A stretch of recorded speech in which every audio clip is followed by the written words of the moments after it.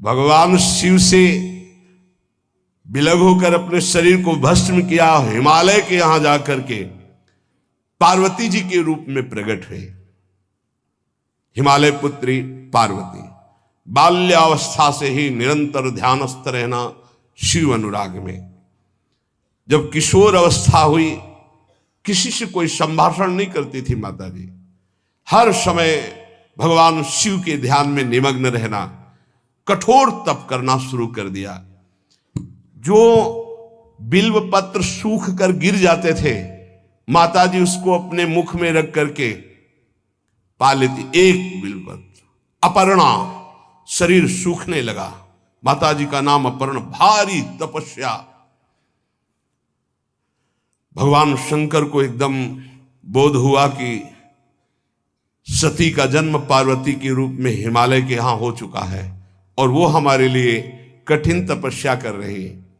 तो सप्त ऋषियों को बुलाया और उनसे कहा कि जाओ इनके प्रेम की परीक्षा लो। जानते हैं, सब कुछ जानते हुए भी ये होता है।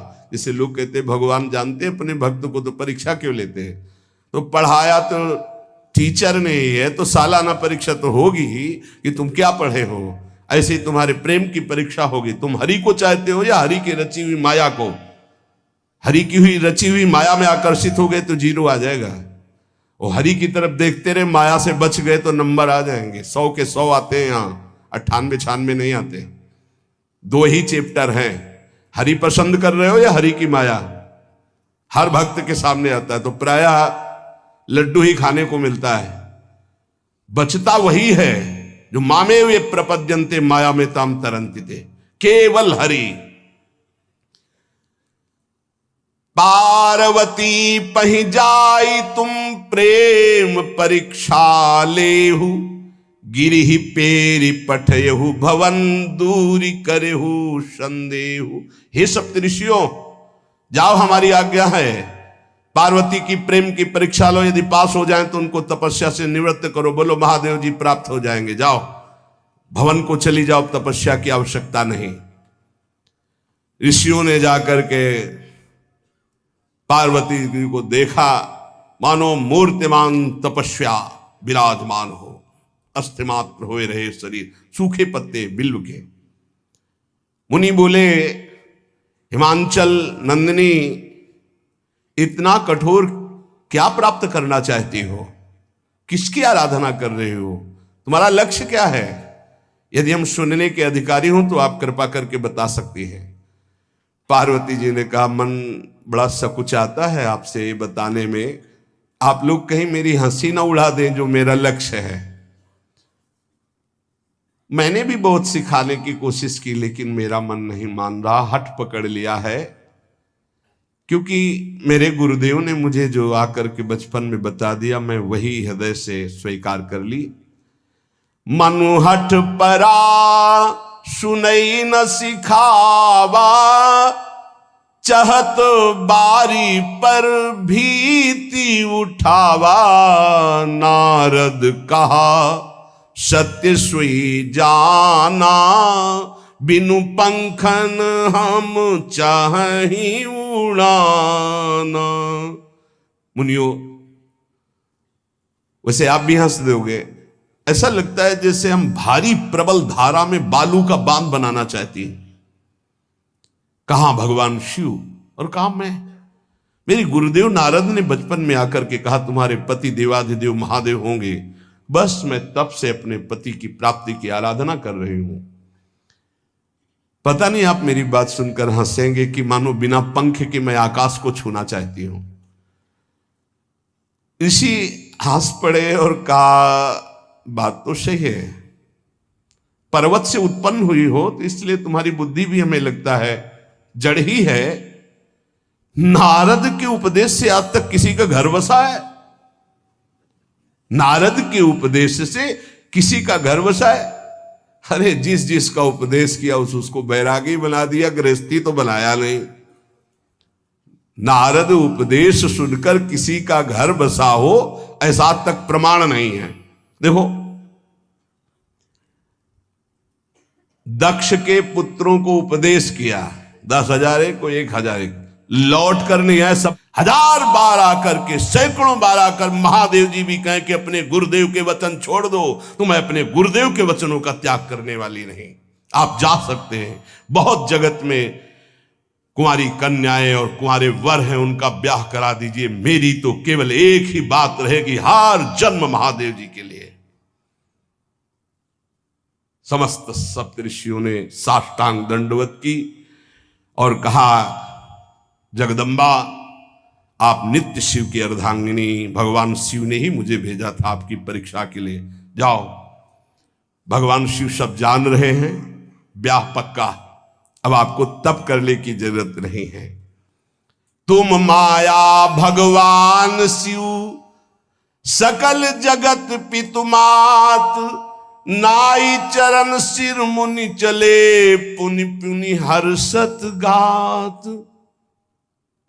प्रणाम करके सप्तऋषि गए, हिमांचल से कहा सादर अपनी कन्या को लिवा लाओ और ब्याह की तैयारियां शुरू करो। महादेव जी ब्याह के लिए पहले से ही राजी हैं और समस्त देवता ब्रह्मा जी आदि उनके पास जा रहे हैं प्रार्थना करने के लिए। इधर जब पार्वती जी को लेकर हिमालय अपने घर पे आते हैं, तब भगवान विष्णु, समस्त देवता, ब्रह्मा जी कैलाश पहुंचे, जहां भगवान शिव विराजमान थे। सबने स्तवन किया और कहा, प्रभु बहुत दिन से एक लालसा है, सकल सुरन के हृदय शंकर परम उछाहु, निज नैनन देखा चाहे नाथ तुम्हार विवाह। भगवान विष्णु, ब्रह्मा जी, समस्त देवताओं ने कहा, प्रभु हम सबके मन में एक उत्साह है, आप दूल्हा हो, हम सब बराती हो, आपका विवाह देखना चाहते हैं। प्रभु ये उत्सव देख ले तो हमारा जीवन सार्थक हो गया, आप हां बोलो। कामदेव के मद को चूर करने वाले आपको दूल्हा रूप में देखना चाहते हैं हम सब। स्वामी का स्वभाव होता है सेवक को सुख देना। पार्वती जी ने अपार तप किया है आपके लिए, आप उनको अंगीकार कीजिए। भगवान विष्णु, ब्रह्मा जी की प्रार्थना सुन करके भगवान शिव जी ने कहा, तथास्तु, ठीक है ब्याह पक्का। देवताओं ने नगाड़े बजाए, फूलों की वर्षा होने लगी, देवाधिदेव महादेव की जय के नारे कैलाश में गूंजने लगे। सप्तऋषि भगवान शिव के पास आए, कहा, प्रभु बड़ी अनन्य है पार्वती जी आपकी, अखंड प्रेम है। हमने बड़ा छल करके उपदेश किया, लेकिन उन्होंने कहा कि मैं नारद जी का उपदेश नहीं त्याग सकती, करोड़ों जन्म लूंगी और हर जन्म महादेव जी के लिए। भगवान शिव जी की आंतरिक वृत्ति जो पार्वती जी की प्रीति की है, उसे कोई नहीं जानता। बहुत विरह में रहे, ऐसा न समझे कि देवाधिदेव महादेव जी परम उदासीन है, नहीं। सती जी के वियोग में बड़ी विचित्र दशा महादेव जी की हुई थी।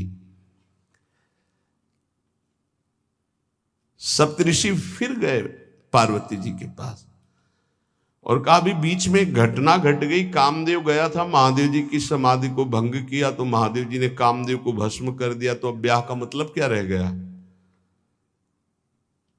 भवानी ने कहा, तो तुम क्या अभी तक भगवान शिव को कामयुक्त देखते थे क्या? क्या तुम समझते हो तुम्हारे जान काम अब जा रहा? अरे अब लग शंभु रहे सभी कारा। तुम्हारी नजर में अभी तक भगवान भिखारी थे और अब काम को भस्म किया है।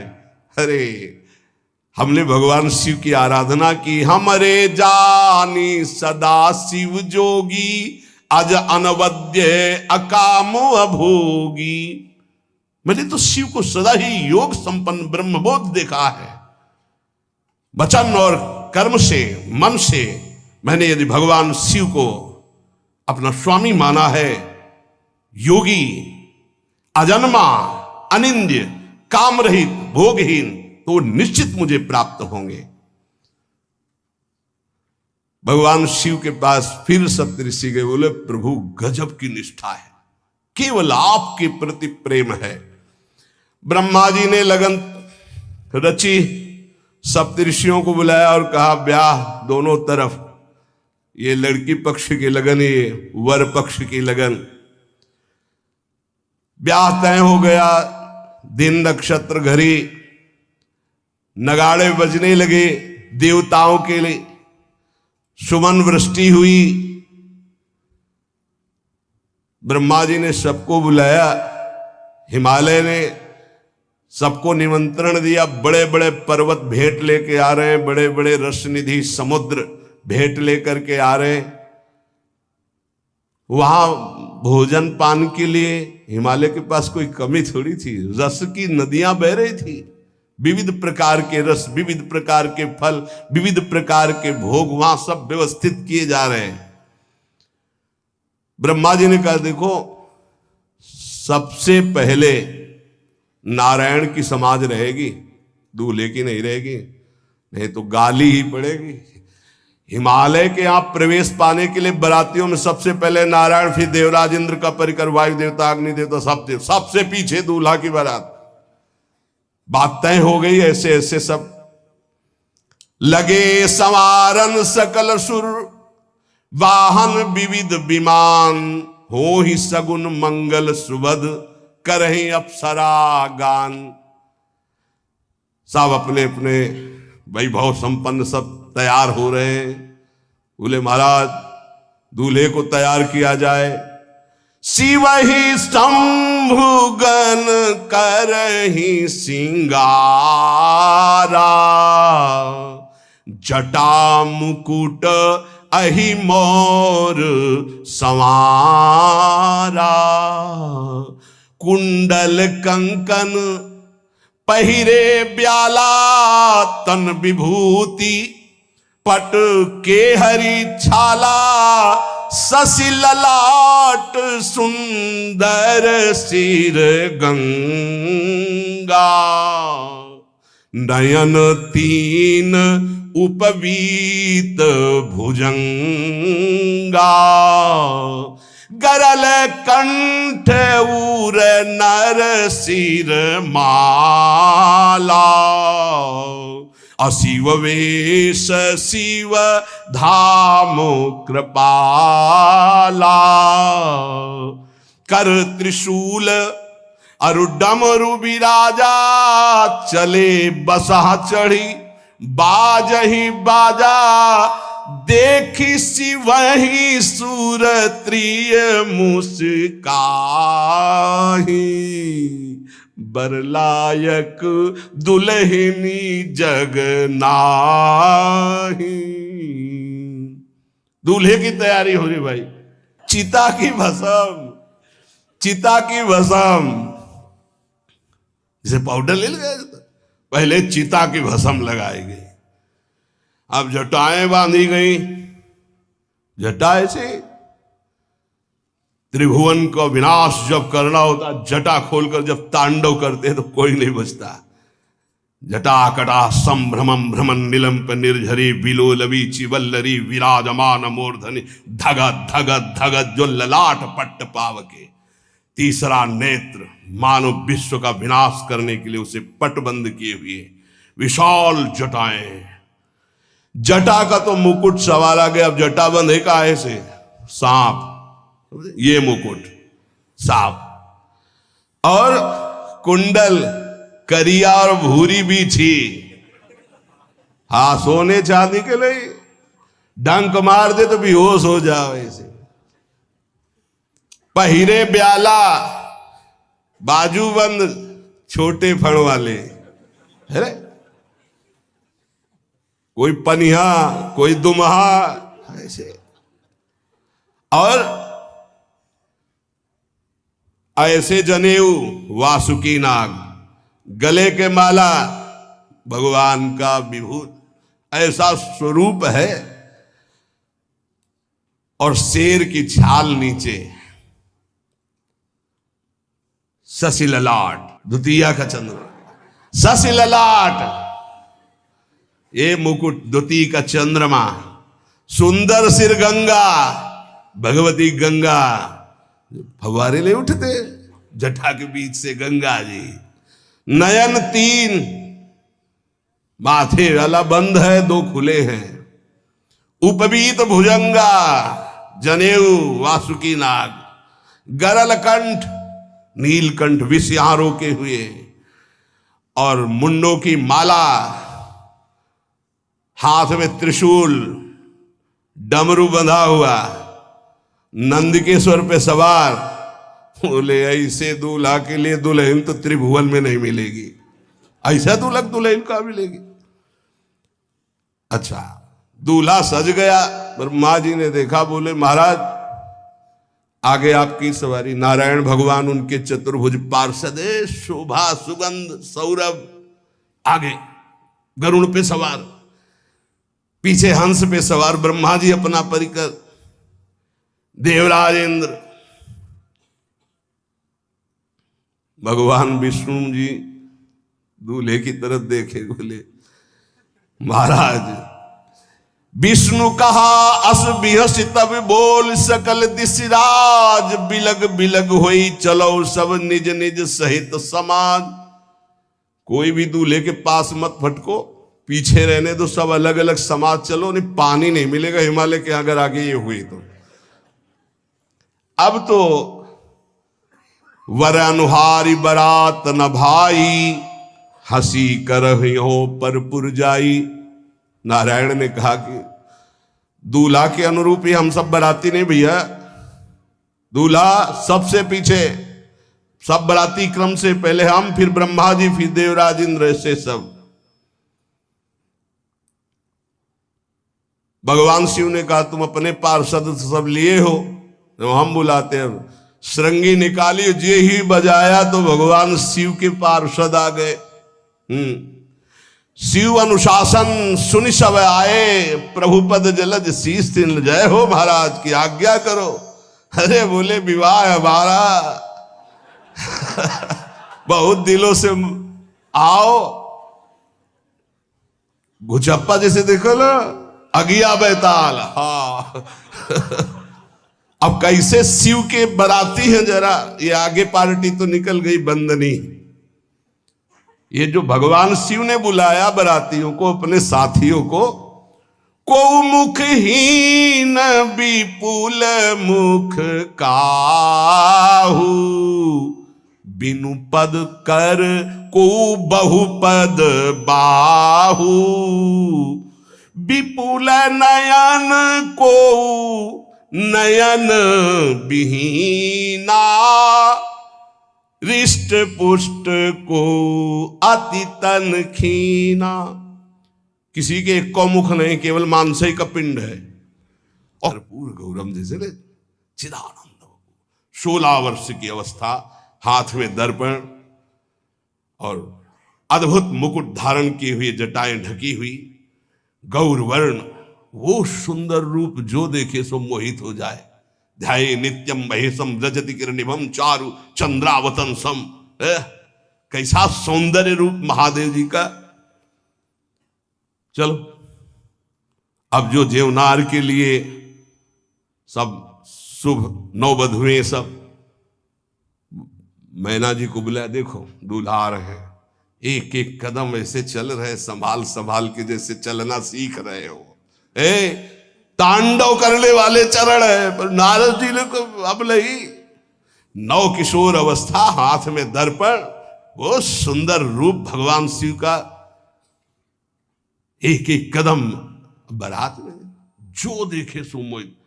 मैना ने कहा हो अहो भाग्य, ऐसे दूल्हा बोले वही हैं जो नंदी पे सवार थे। इनके स्वरूप को जानना बड़ा कठिन है।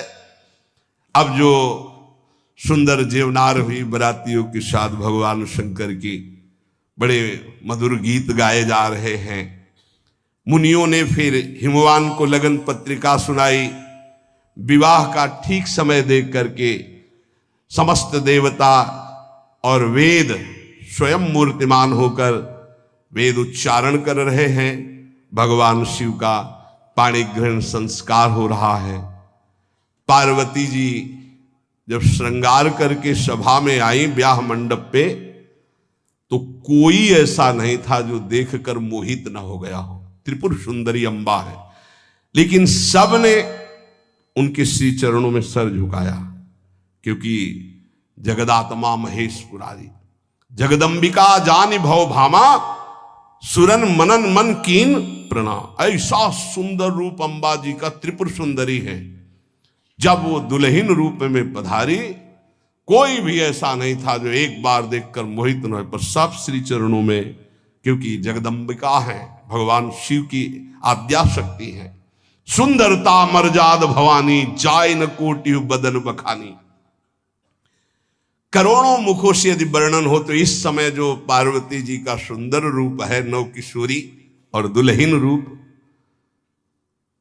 पार्श्व में बैठे अत्यंत सुकुमार, कपूर और चांदी की तरह गौर वर्ण, एकदम तेजोमय, विशाल नेत्र, स्वर्ण आदि के आभूषण, कहीं कोई एक बिच्छू सर्प कुछ नहीं, बिल्कुल नव किशोर राजकुमार स्वरूप भगवान शिव पार्वती का मन रूपी भौरा शिव जी के रूप को देखकर लुभायमान हो रहा है। आज्ञा भई ब्याह प्रारंभ हो। आश्चर्य की बात, गणेश जी का पूजन सबसे शुरू हुआ।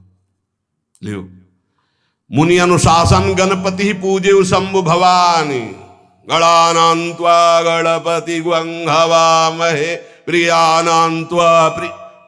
लियो, बोले गणेश जी और पार्वती जी के मतलब पुत्र का भावातल कि वो जो उट्टल लगा रही थी उसी से ये आदि गणेश है, ये आद्य गणेश है।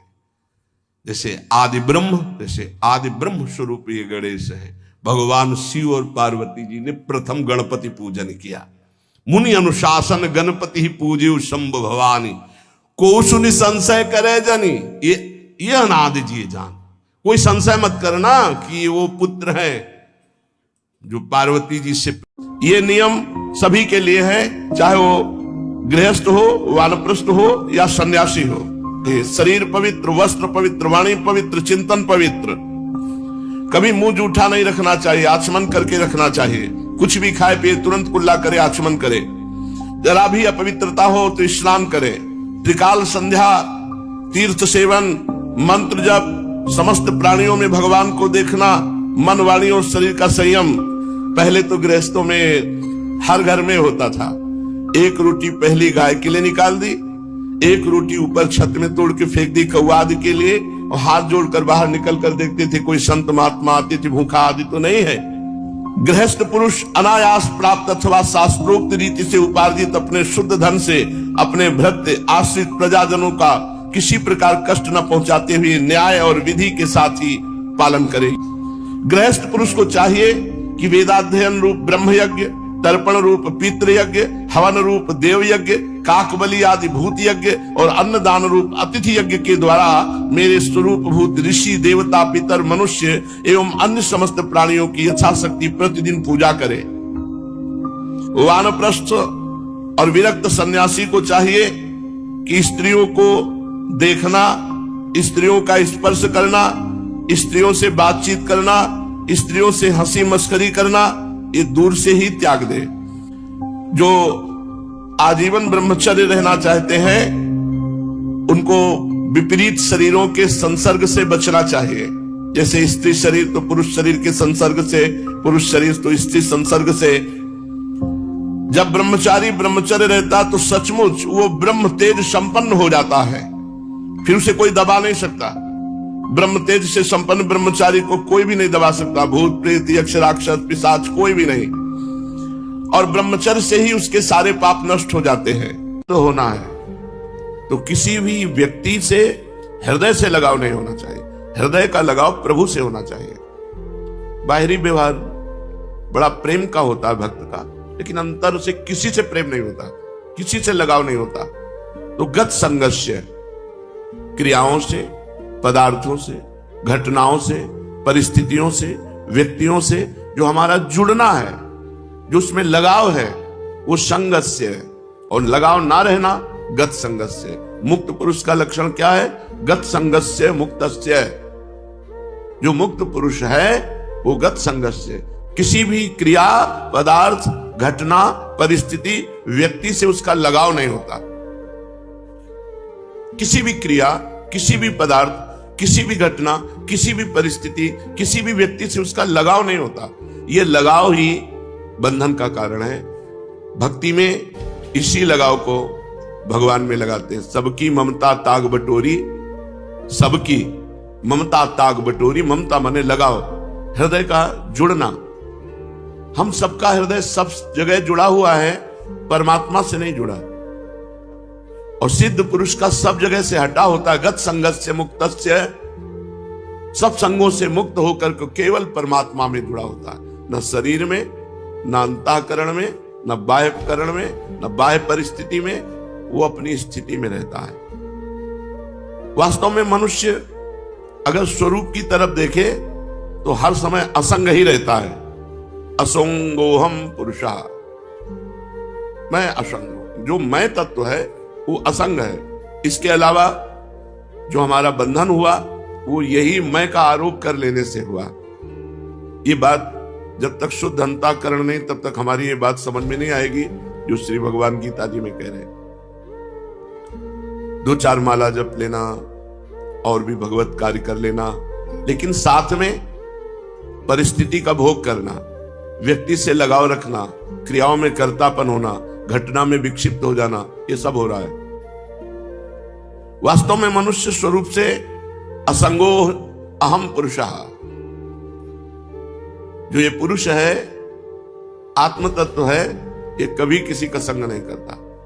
संग करने से ही बंध गया। स्वयं में असंग है।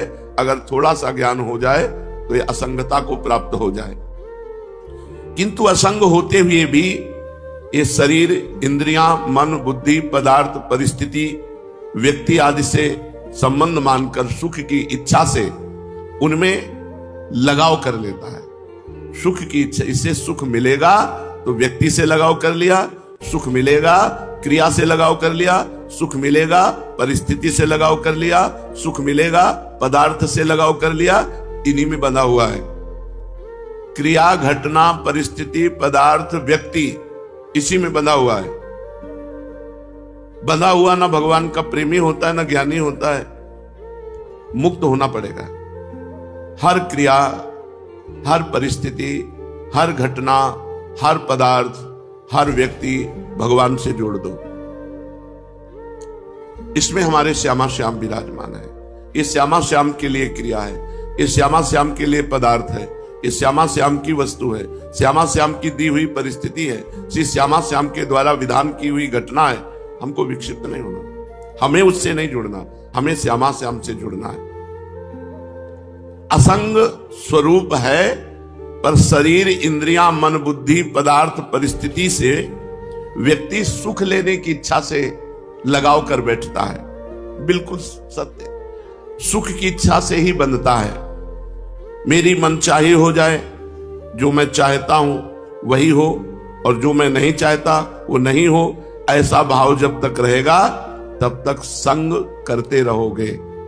वस्तु, व्यक्ति, स्थान, परिस्थिति, घटना, शरीर, इनका संग हो, और जब तक संग होता रहेगा तब तक न भक्त हो, न ज्ञानी हो, न योगी हो। तीनों को असंग होना पड़ेगा। वास्तव में होता वही है जो होने वाला है। हम क्यों चाह करें? हम चाह करके फंसे क्यों किसी वस्तु, व्यक्ति, स्थान, घटना में? जो होना वही होगा।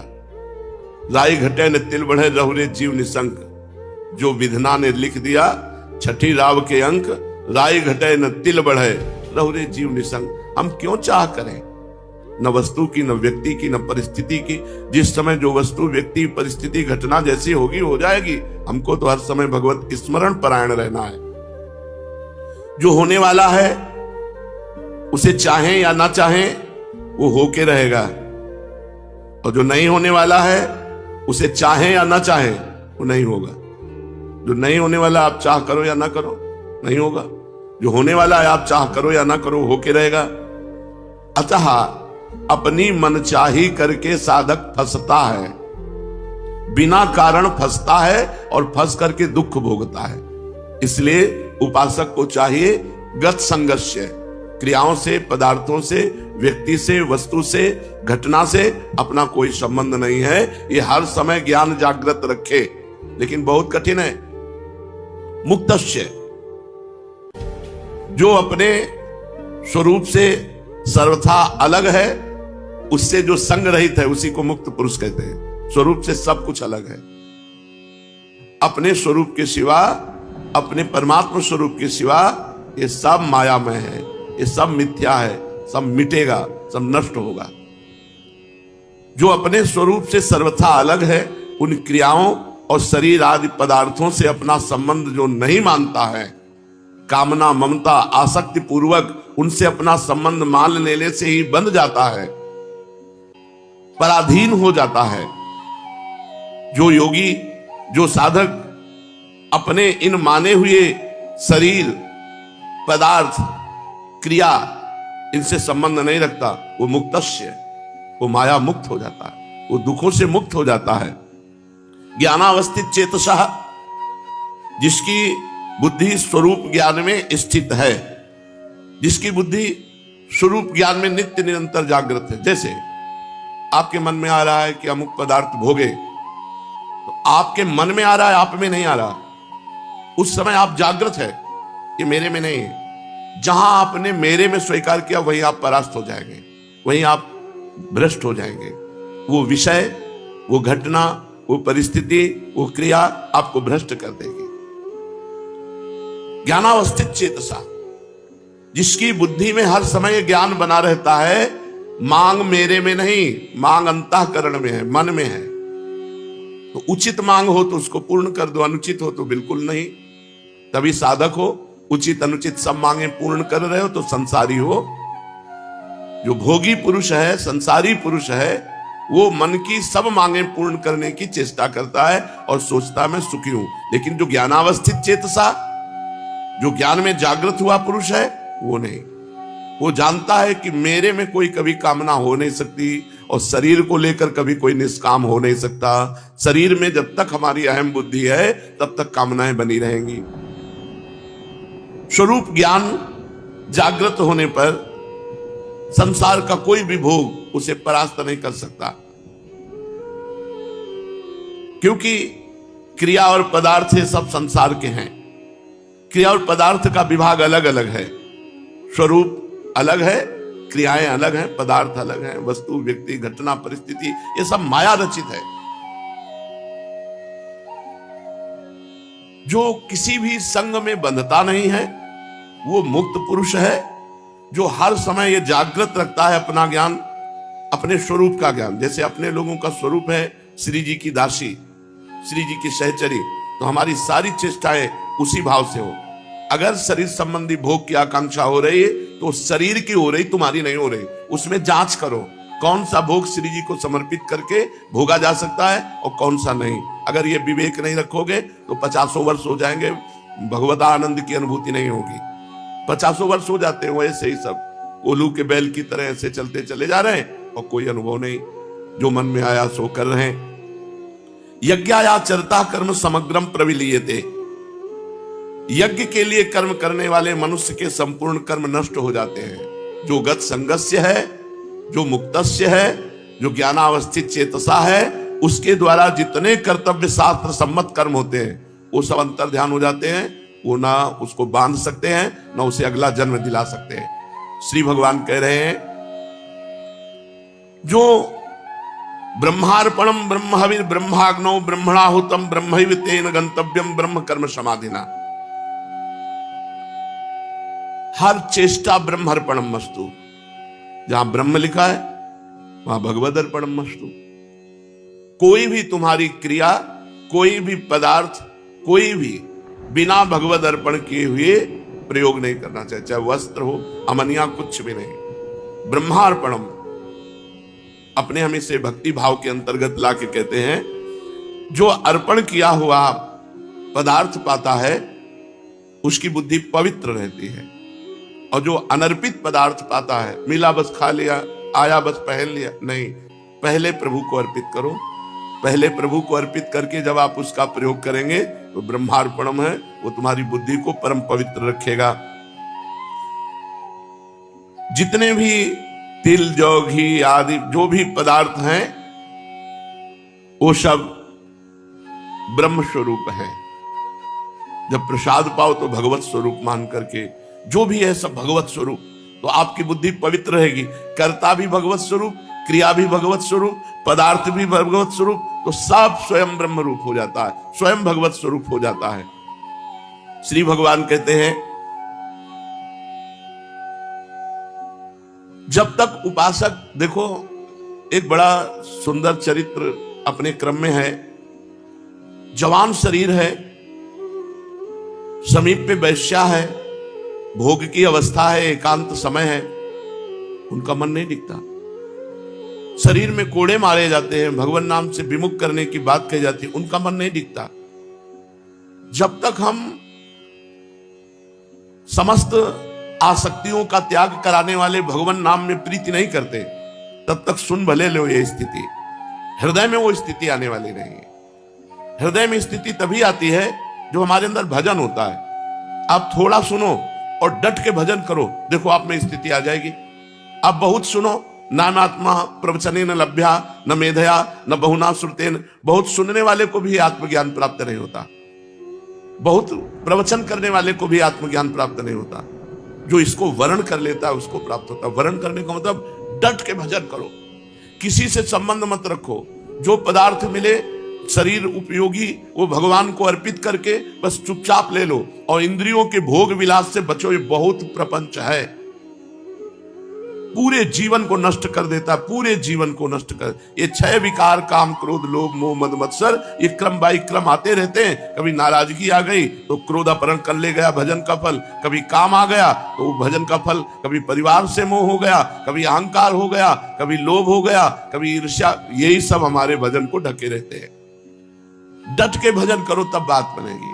परम पावन चरित्र श्री ठाकुर हरिदास जी महाराज का, वो यद्यपि यवन कुल में प्रकट हुए हैं, पर श्रीमद् भागवत में कहा गया अहोबत सुपचतो गरीयान यज्ञाग्ञे वर्तते नाम तुभ्यम ते पुस्तपस्ते जुहुः सस्नुरार्या ब्रह्मानुचुर नाम गृणन्ति एते।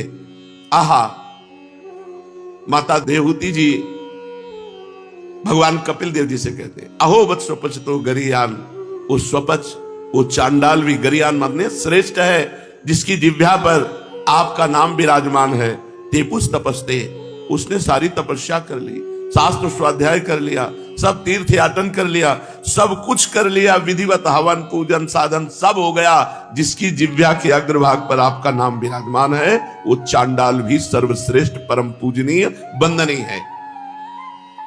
जिनकी तनिक सी कृपा की कोर के ही कारण ये नाम रूपात्मक संपूर्ण संसार स्थित है, जिनके भ्रूभंग मात्र से त्रिगुणात्मिका प्रकृति अपना सभी कार्य करती है और बंद कर देती है। भ्रकुटी विलास सृष्टि लय हुई। उन अखिल कोटि ब्रह्मांड नायक भगवान के नाम का महात्म का वर्णन बेचारी अपूर्ण भाषा कर ही क्या सकती है। हरिनाम स्मरण से क्या नहीं हो सकता। देखो भगवान का भजन करना है, पर गत संगस्य, किसी का संग मत करो।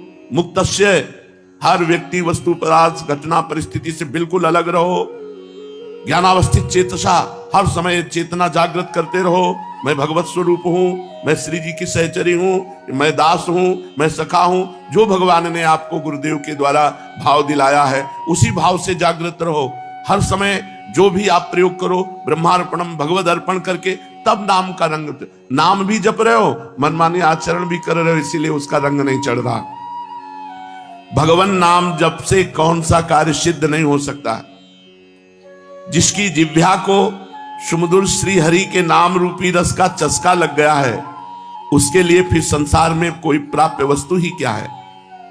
यज्ञ, योग, जप, तप, ध्यान, पूजा, निष्ठा, समाधि, सभी का फल भगवान नाम में प्रीति होना है। भगवान नाम में प्रीति हो गई तो आपने यज्ञ कर लिया, जप कर लिया, तप कर लिया, ध्यान कर लिया, पूजा, निष्ठा, योग, समाधि, सबका फल मिल गया आपको। और भगवान नाम जप में प्रीति नहीं हुई तो सब आपका निरर्थक गया। यदि इन कर्मों के करने से भगवान नाम में प्रीति नहीं हुई तो इन कर्मों को व्यर्थ ही समझना चाहिए। इन सभी क्रियाओं का अंतिम और सर्वश्रेष्ठ फल यही है कि भगवान के नाम जप करने में निष्ठा हो जाए। हर समय जिह्वा रसमयी होती हुई बस नाम चल रहा है। जब नाम की ध्वनि चलती है ना तो कुछ सुहाई नहीं देता। जब नाम का नशा चढ़ता है तो बहुत बड़ी सामर्थ्य आ जाती है। बस नाम कैसे बन करके जपना, यह बात ध्यान रखना है। हर परिस्थिति में राजी रहना है, कोई आसक्ति नहीं, कोई चाह नहीं। जो चाहो भगवान के चरणों में अर्पित कर दो। असंग रहो, किसी का संग मत करो, तभी नाम का रंग आएगा। किसी का संग करोगे तो उसका प्रभाव आपके नाम जपने की रुचि पर पड़ जाएगा और नाम छूटने लगेगा, नाम में आपका भाव नहीं बनेगा। समस्त सर्वश्रेष्ठ फल है साधनों का नाम में प्रीति हो जाना। भगवान नाम ही साध्य है और सभी कर्म साधन मात्र हैं। नाम जप में देश काल पात्र जाति वर्ण इसका नहीं, किस जाति का, किस वर्ण का, किस समय, किस कोई पात्र है कि नहीं, ये सबका अधिकार है भगवान नाम जप करने में। पवित्र अपवित्र इनका भी व्यवहार नहीं। अपवित्र पवित्रो वा सर्वावस्थांगतोपि वा या स्मरेत पुंडरीकाक्षम सवायाभ्यांतरा शुचि। वो भीतर और बाहर से पवित्र है। जो भगवान नाम जप कर रहा है उसमें पवित्रता का भी विधान नहीं।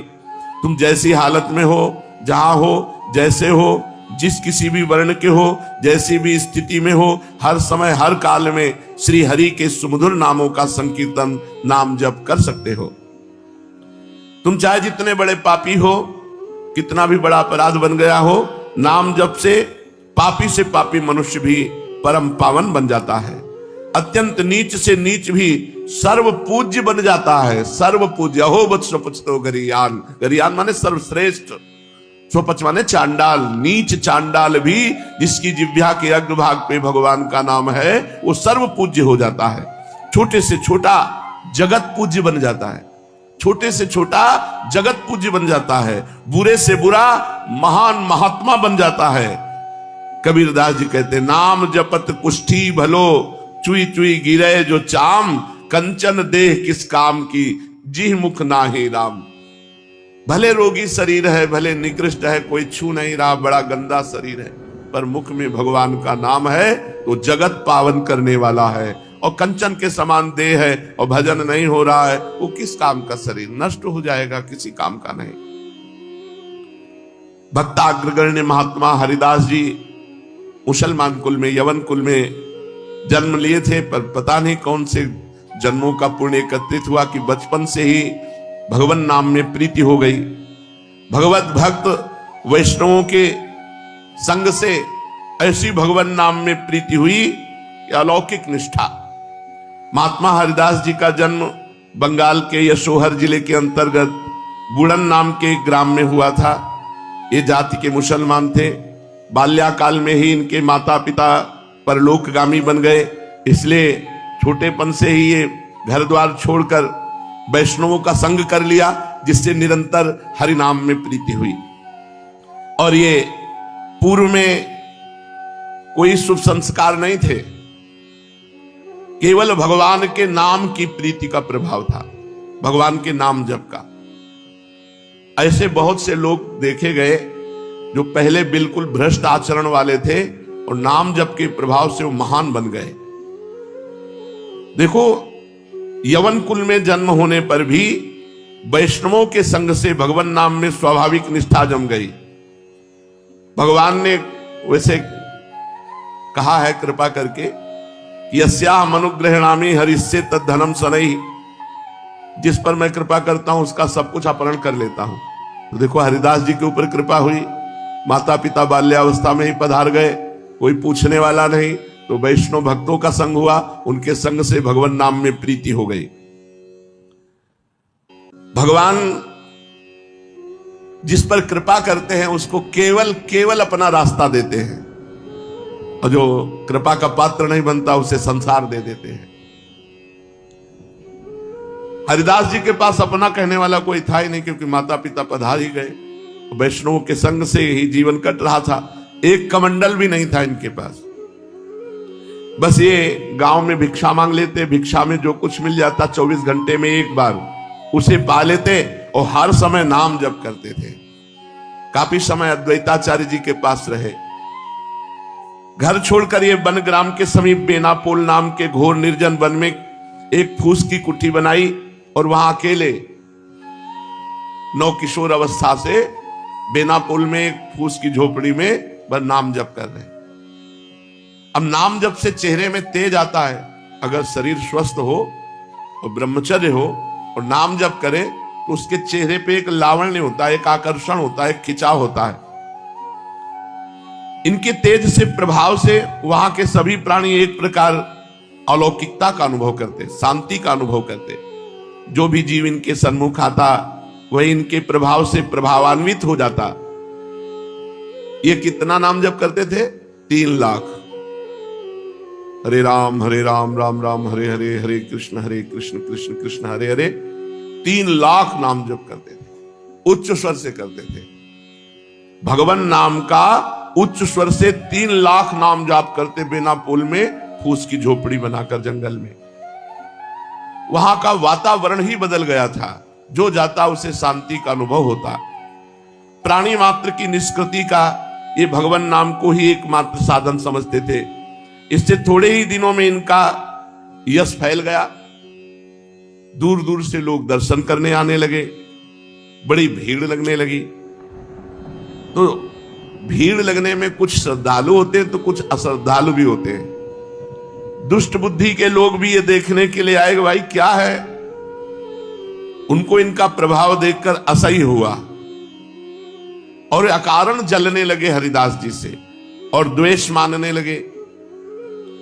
ईर्ष्यालुओं में वहां एक रामचंद्र खां नाम का बड़ा भारी जमींदार था। वो इन्हें भ्रष्ट करना चाहता था, नीचा दिखाना चाहता था। इनके बड़े हुए यश को धूलि में मिलाने की बात सोचने लगा। साधकों को पतित करने के लिए भगवान की माया परोसती है कंचन कामिनी कीर्ति। ये ले भोगो इनको, भगवान का भजन छोड़ो और इनको भोगो। कीर्ति से भी भारी है कामिनी। कामिनी का प्रलोभन सर्वश्रेष्ठ 3 में समझा जाता है। कंचन कामिनी कीर्ति में कामिनी का सबसे ज्यादा समझा जाता है। रामचंद्र खां ने सोचा इसी प्रलोभन के द्वारा हरिदास जी को भ्रष्ट कर दिया जाए, किंतु उनको क्या पता सीम की चाप सके को तासु बड़ रखवार रमापति जासु। बड़े भारी रक्षक भगवान जिनके हैं उनको कौन पतित कर सकता है। चाहे संपूर्ण संसार क्यों न बैरी हो जाए, भगवान के भक्त का बाल भी बांका नहीं कर सकता। पूरा संसार खिलाफ हो जाए तो भगवान के भक्त का बाल भी बांका नहीं कर सकता। किंतु नीच पुरुष अपनी नीचता से बाज थोड़े ही आते हैं। उनको तो यही लगता है मैं अपनी नीचता से इनको नीचा दिखा दूंगा। रामचंद्र खां ने 16 वर्ष की वैश्या को पैसे से प्रलोभित किया और कहा अगर हरिदास जी का तुम ये जो भजन भाव है ये रोकवा दोगी, भंग कर दोगी, उन्हें भ्रष्ट कर दोगी तो जितना रुपया कहोगे उतना देंगे। अब वो रूप वाली 16 वर्षीय वैश्या प्रतिज्ञा की, मैं आपको वचन देती हूं इनको 3 दिन में मैं अपने मार्ग में ले आऊंगी, अर्थात भ्रष्ट करके व्यभिचारी बना दूंगी। वो खुद सज धज करके ठाकुर हरिदास जी के आश्रम पर पहुंची। उसे अपने रूप का अभिमान था, बड़ी चपल चंचल वृत्ति, अपने रूप लावण्य से बड़ों बड़ों को लुभायमान करने की सामर्थ्य रखती थी। किंतु उसको क्या पता कि जो सबसे बड़े भगवान के नाम में लगे हुए हैं उनको लुभाया नहीं जा सकता। उनको बाहरी सांसारिक रूप लावण्य नहीं आकर्षित कर सकता। जिनकी जिह्वा पे भगवान का नाम है, हृदय में भगवान का ध्यान है। अब देखो जंगल है, एकांत है, जवान वैश्या है 16 वर्ष की और वो भ्रष्ट करने के लिए आई हरिदास जी के पास। कितना भारी महान त्याग, कैसा अपूर्व वैराग्य, कितना अद्भुत इंद्रिय निग्रह। आप हृदय पर विचार कर देखो, यदि अपने लोगों के साथ ऐसा संयोग हो तो हालत क्या हो जाएगी। हरिदास जी की युवा अवस्था एकांत शांत स्थान है, और परम लावण्य प्रकट हो रहा है उनके चेहरे से, भगवान नाम जप कर रहे हैं। और लावण्य युक्त सुंदरी 16 वर्षी समीप जाकर के बैठ गई। वो देखा कोई स्त्री आई, हरे राम राम राम हरे हरे, हरे कृष्ण कृष्ण कृष्ण हरे, जोर जोर से भगवान नाम जप रहे थे।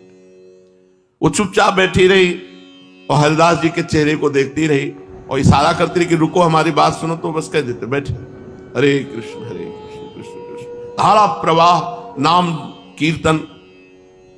दिन बीता, शाम हुई, रात्रि भर बैठी रही, कोई बातचीत नहीं। कितनी बड़ी हिम्मत! ये केवल बातें मारने से नहीं होता है, हिम्मत की बात होती है। अपने अपनी छाती में हाथ रख करके देख लो कि क्या हो परिस्थिति, जरा अनुमान करो। जंगल है, रात्रि है, एकांत है, नवीन युवती है और भोग के लिए आई है, और ऐसे महापुरुष नाम कीर्तन नहीं छोड़, बलिहारी है, कोटि कोटि प्रणाम है। ऐसे महापुरुषों का यश सुनकर के ही अपने लोगों में कुछ हिम्मत आ सकती है, नहीं तो भगवती माया बहुत प्रबल है।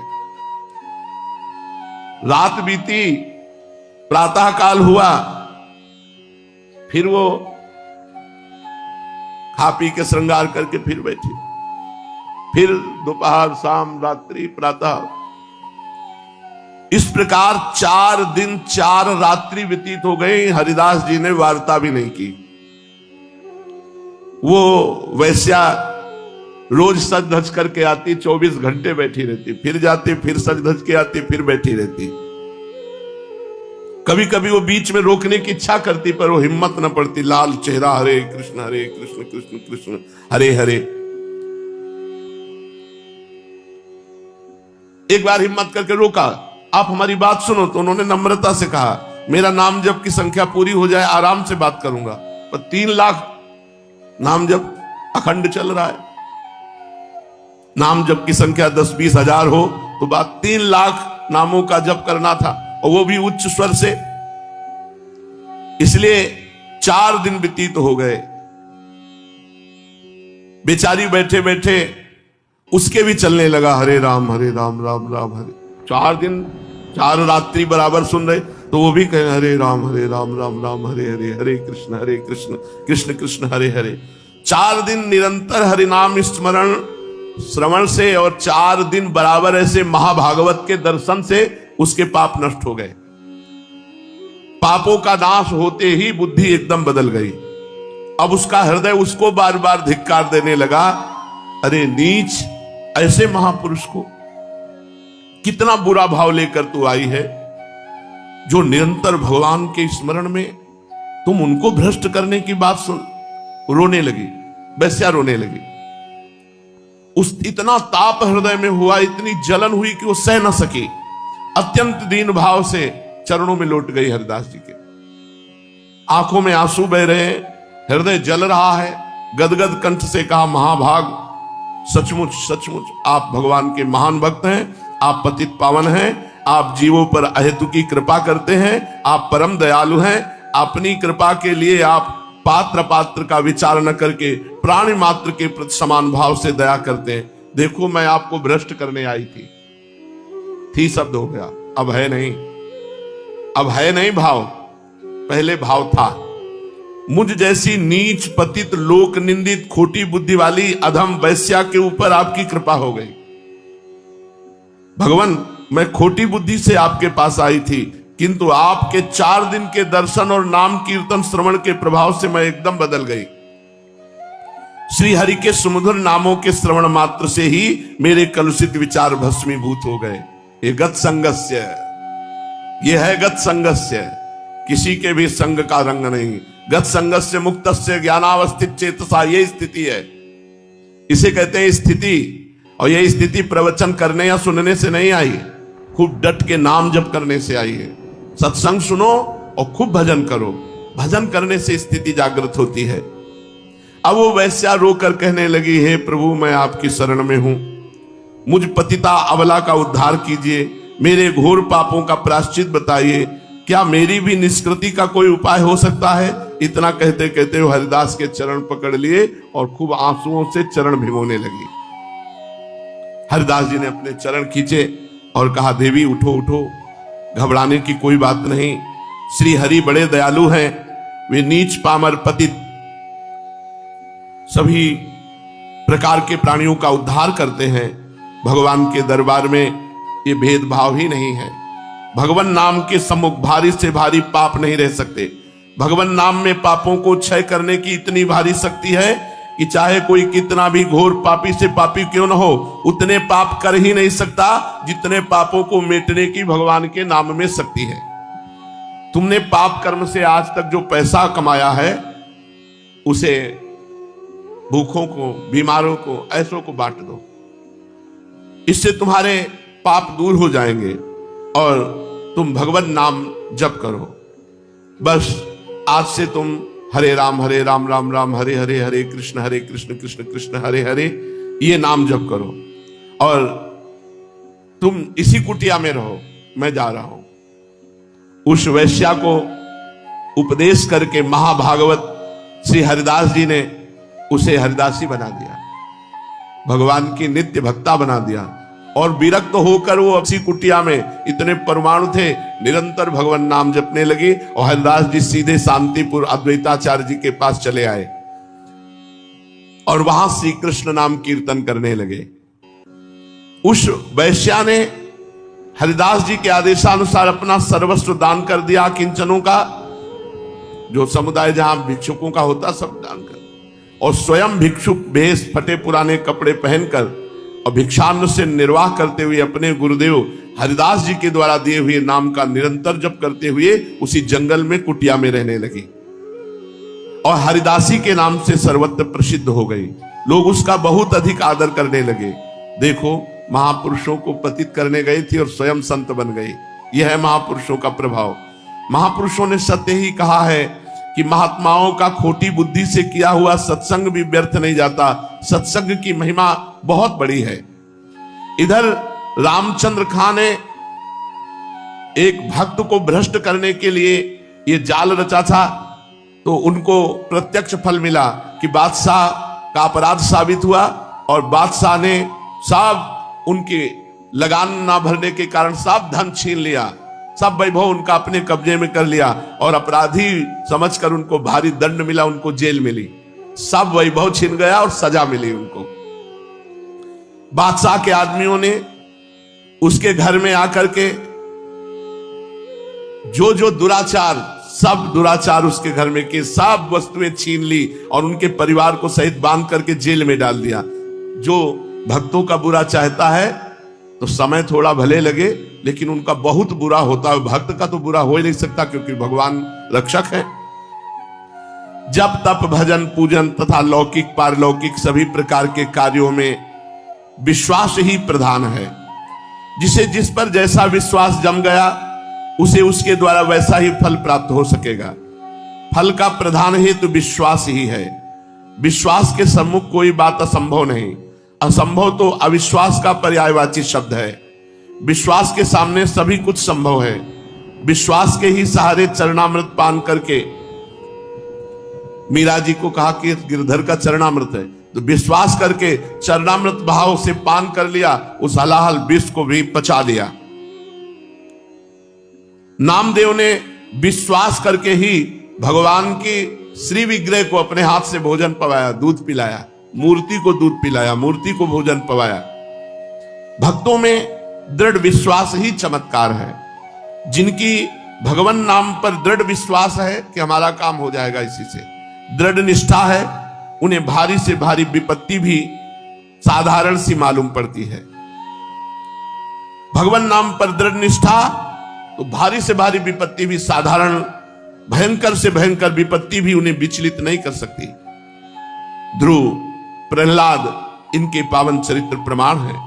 ये चरित्र तो बहुत प्राचीन है, किंतु महात्मा हरिदास जी का नाम निष्ठा का ज्वलंत प्रमाण अभी का है, कुछ ही समय का है। जिन लोगों ने प्रत्यक्ष में उनका संसर्ग किया था, जिन्होंने अपनी आंखों से उनकी भयंकर यातनाओं का दृश्य देखा था, उन्होंने स्वयं इनका चरित्र लिखा है। ऐसी भयंकर यातनाओं को क्या कोई साधारण मनुष्य सह सकता है? देखो, पहली परीक्षा हुई कामिनी की, अब दूसरी परीक्षा प्राणों की देह की है। देह प्राण ते प्रिय कछुनाहि। भगवान को समर्पित है तुम्हारा देह, तनुवांग मनोभिर, तन मन वाणी समर्पित होना ही शरणागति है। अपने निश्चय पर अटल खड़ा रह सके, ये केवल भगवान के भक्त की ही महिमा है। जब तक हृदय में दृढ़ विश्वास जन्य भारी बल ना हो, तब तक ऐसी दृढ़ता संभव हो ही नहीं सकती। कृपालु श्री जी हैं तो उनकी कृपा से चल रहे हैं।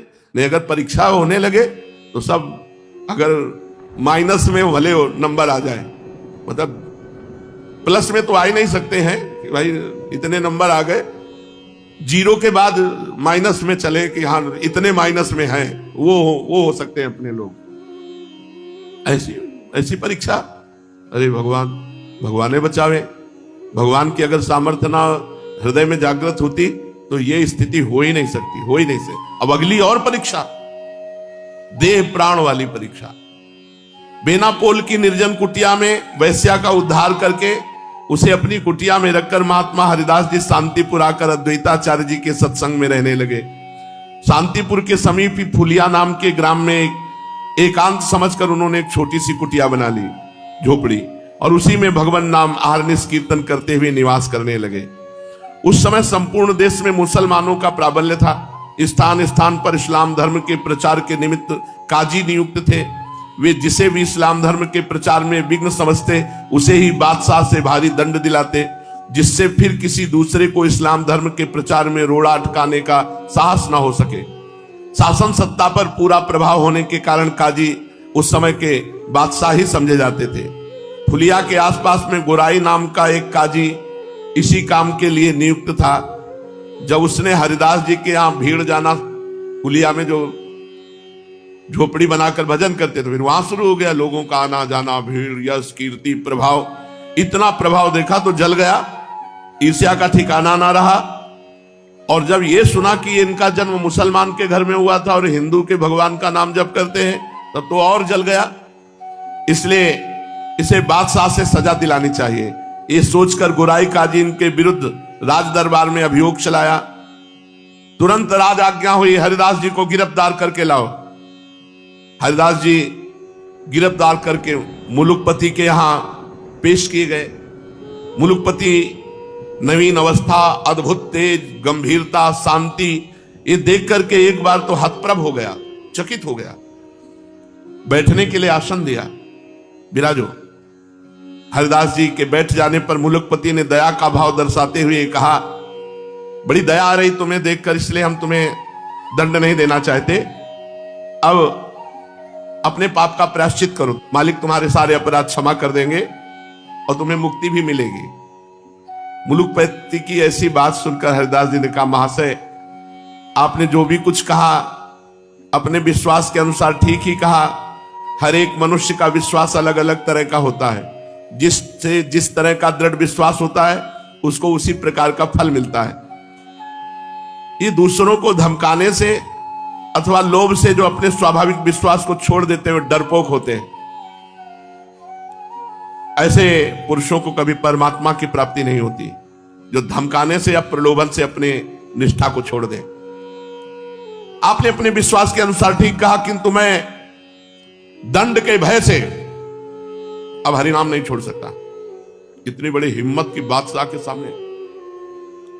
मुझे पुण्य हो या पाप हो, बंधन हो या मोक्ष हो, इसकी कोई परवाह नहीं। मैं अगर नरक का भागी बनूंगा तो भी मुझे स्वीकार है। मैं भगवान नाम नहीं छोड़ सकता, मेरी निष्ठा है। फिर चाहे इसके लिए मुझे प्राण क्यों न देना पड़े, बलिहार है। अरे सुन रहे हो, केवल बादशाह के सामने जबान नहीं खुल सकती। जो दंड देने पर उद्यत है, ऐसे परिकर के सामने जबान नहीं खुल सकती। और सिंह की तरह दहाड़ रहा है भक्त। इनकी युक्तियुक्त बातें सुनकर मुलुकपति का हृदय पसीज उठा और बड़ी मीठी वाणी में कहा, तुम्हारी बातें मेरी भी समझ में कुछ कुछ आती हैं, किंतु ये बातें तो हिंदुओं के लिए ठीक हो सकती, तुम तो मुसलमान हो। हरिदास जी ने कहा, महाशय आपका ये कहना ठीक है, किंतु विश्वास तो अपने अधीन की बात नहीं है। जैसे पूर्व के संस्कार होंगे वैसा ही विश्वास होगा। मेरा भगवान नाम पर विश्वास है। महाशय कोई हिंदू यदि अपना विश्वास छोड़कर मुसलमान हो जाता है तो क्या आप उसे दंड देंगे? क्या वो दंड का अधिकारी है? क्या आप उसे मजबूर करेंगे कि वो हिंदू बना रहे? और उस समय जबरदस्ती हिंदुओं को मुसलमान बनाया जा रहा था। महाशय, जब हिंदुओं को अपना धर्म छोड़कर मुसलमान होने में आप स्वतंत्रता दिए हैं, तो मैं उनके ठाकुर का नाम जप करता हूं, तो इसके लिए मुझे क्यों दंड दिया जाएगा? इनकी बात सुन करके बादशाह चुप हो गया। गुराई काजी ने देखा यहां तो मामला बिल्कुल उल्टा हो गया। उन्होंने जोरों के साथ कहा, हम सब बातें नहीं सुनना चाहते। मुलुकपति बेचारा मजबूर था, इस्लाम धर्म के विरुद्ध वो भी कुछ नहीं कह सकता था, काजियों के विरुद्ध न्याय करने की उसकी हिम्मत नहीं थी। उसने भी गुराई काजी की बात का समर्थन करते हुए कहा, हाँ ठीक, बताओ। हरिदास जी ने निर्भीक भाव से कहा, महाशय, मैं एक बार कहता हूं, जो कहता हूं एक बार कहता हूं, उसे सुन लो। भारी से भारी दंड भी मुझे विश्वास से विचलित नहीं कर सकता। मैं भगवान नाम नहीं छोड़ सकता। जय हो, नाम प्रेमी महाभागवत की जय हो। चाहे आप मेरी देह के अभी टुकड़े टुकड़े करवा दें और फेंकवा दें, मुझे इसकी कोई परवाह नहीं। मैं हरि नाम नहीं छोड़ सकता। आप जैसा चाहें वैसा मुझे दंड दें। हरिदास जी के ऐसे निर्भीक उत्तर को सुनकर बादशाह किंग कर्तव्य विमूढ़ हो गया। वो कुछ सोच ही नहीं सका कि हरिदास जी को क्या दंड दे। वो जिज्ञासा के भाव से गुराई काजी के मुख की ओर देखने लगा। मुलुकपति के भाव को समझकर गुराई काजी ने कहा, हुजूर, जरूर दंड देना चाहिए। यदि इसे दंड नहीं दे दिया गया तो धर्म की बड़ी हानि हो जाएगी, फिर इस्लाम धर्म का अस्तित्व नहीं रहेगा। मुलुकपति ने कहा, मुझे तो कुछ सूझ नहीं रहा, तुम ही बताओ इसे क्या दंड दिया जाए। गुराई काजी ने जोर देते हुए कहा, हुजूर, ये पहला मामला है कि कोई मुसलमान हिंदू धर्म को स्वीकार करता है। इसे ऐसा दंड देना चाहिए कि सबके कान खड़े हो जाएं, आगे किसी को ऐसा काम करने की हिम्मत न पड़े। इनकी पीठ पर बेत मारते मारते 22 बाजारों में होकर के घुमाया जाए और बेत मार मार करके इनकी जान ले ली जाए, तभी सब लोगों को ऐसा करने की हिम्मत नहीं होगी। मुलुकपति ने आज्ञा लिख दी, 22 बाजारों में मार बेतो जान से मार डाला जाए। बेत मारने वाले जल्लादों को महात्मा हरिदास जी को बांध लिया। उन जल्लादों को जब आदेश किया तो हरिदास जी को बांध दिया और वहीं सभा से बेत मारना शुरू किया। भगवान नाम पर पीड़ा सह रहे, बेत मारते बदल। अब उनकी सुकोमल त्वचा पशु की तरह मार रहे तो फट गई, चमड़ा उधिल रहा है शरीर, और घाव पे घाव, और उसी 22 बाजारों पर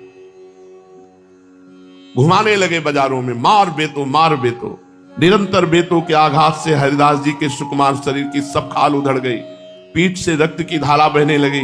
निर्दयी जल्लाद उन्हीं घावों पर और जोर से बेत मारते, किंतु हरिदास जी के मुख से बस वही भगवान नाम, हरे राम राम राम हरे हरे।